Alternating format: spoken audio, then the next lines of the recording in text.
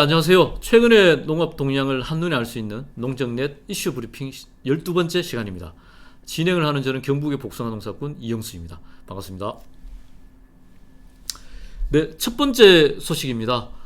일본 정부가 기어코 후쿠시마 오염수를 해양 투기하겠다.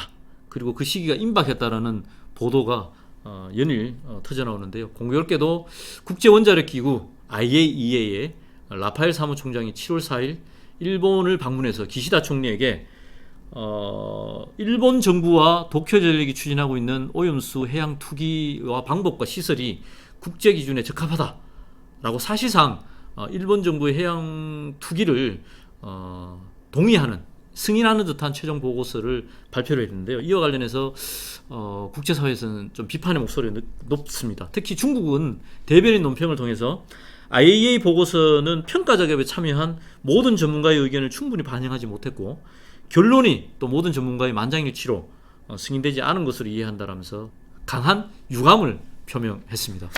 우리 정부에서도요, 사실상 국민의힘과 정부 여당은 IAEA의 전문가들이 낸 보고서이니 신뢰되지 않느냐라면서 사실상 일본 정부를 옹호하고 있습니다.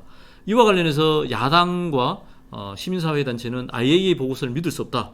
크게는 두 가지 이유입니다. 첫째는 IAEA는 그 자체 존재가 국제 원자력 기구이다 보니 원자력의 진흥과 발전을 도모하는 단체니 이런 해양오염수 일본 정부에 우호적일 수밖에 없고, 두 번째는 이번 보고서가 자체 보고서라기보다는 2년 전에 일본 정부가 의뢰한 보고서를 발표한 것이고, 또 최근 보도에 나오면은 IAEA에 일본 정부가 100만 유로의 기금을 사실상 전달하면서 사실상의 가이드라인과 사실상의 최종 보고서의 매수 작업이 아니었겠느냐, 이런 비판의 목소리가 있습니다.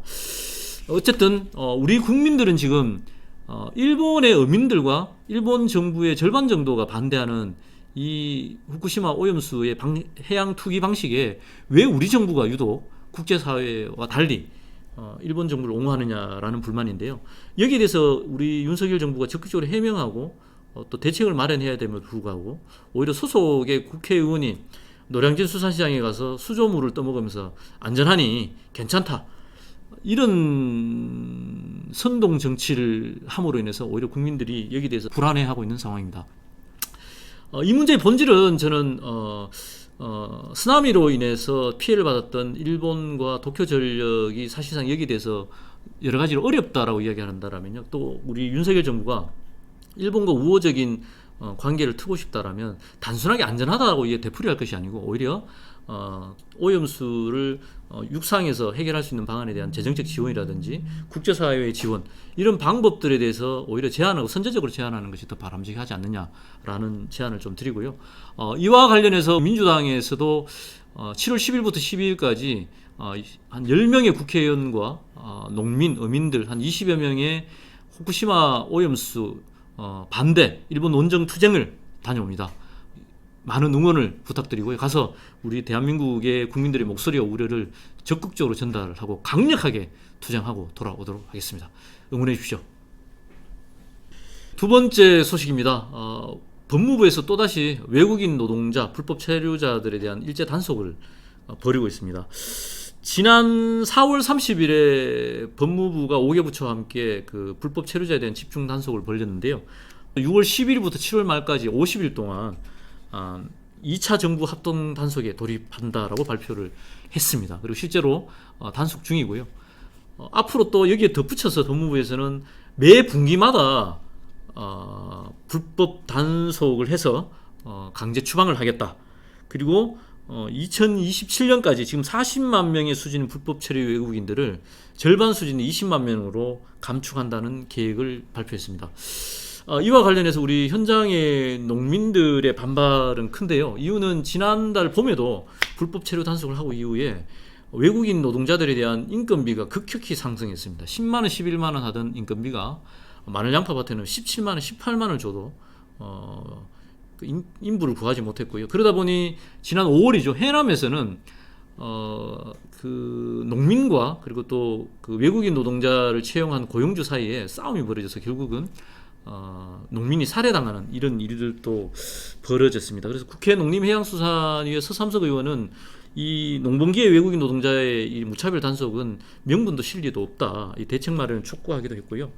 그리고 또 실제로 불법 체류자들에 대한 단속 중에서 인권 침해도 상당히 많은 사례들이 지금 나타나고 있습니다. 이주민들이 예배를 드리는 교회에 들어가서 예배당에 들어가서 갑자기 난입해서 이제 데려간다든지 아니면은 그 사업주에 허가받지 않고 들어가서 강제 연행을 한다든지 아니면 부상당한 체류자를 치료도 없이 그냥 추방을 한다든지 이런 인권 침해 사례도 많이 발생하고 있는 상황이고요.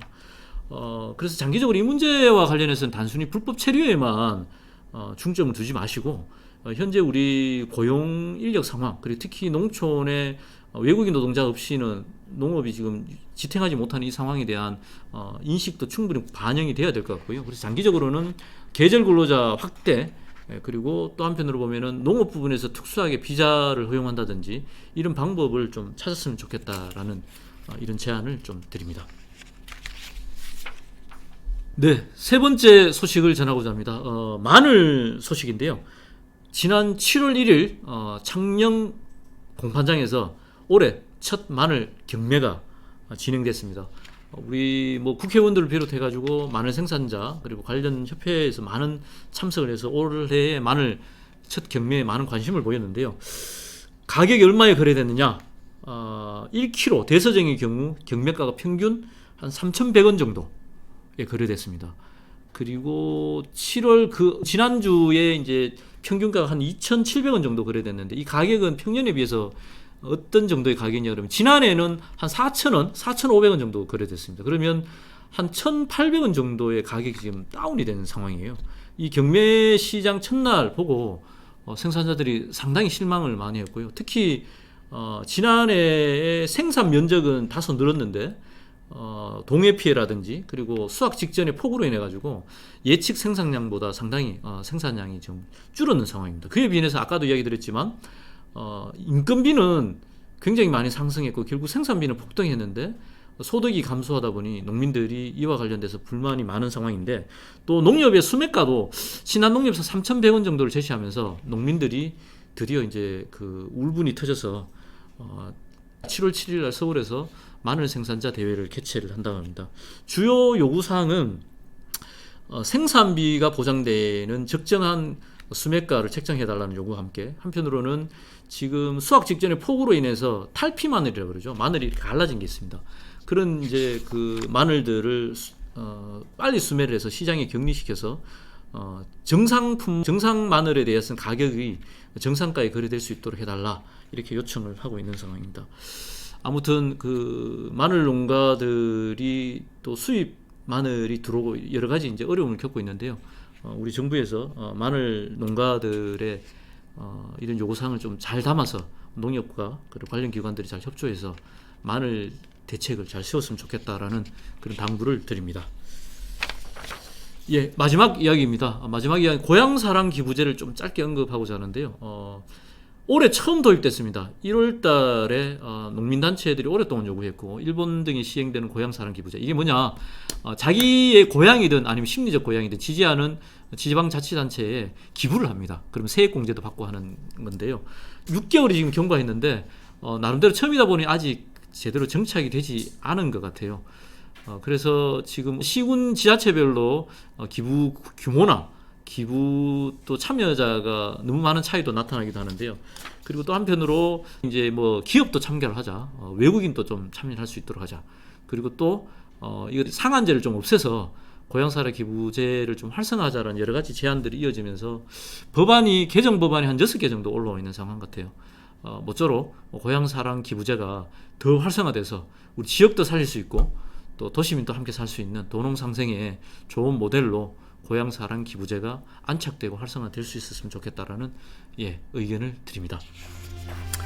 네, 오늘 준비한 소식은 여기까지입니다.